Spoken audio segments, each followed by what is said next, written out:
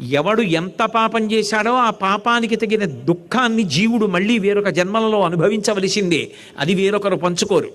ఎంత పుణ్యం చేశాడో అంత పుణ్యానికి ఫలితాన్ని అనుభవించవలసిందే.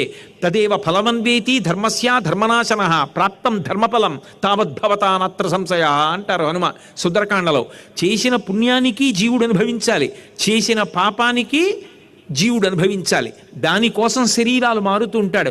కాలోహి బలవాన్ కర్త సతతం సుఖదుఃఖయో నరాణాం పరతంత్రాణం పుణ్య పాపానుయోగత.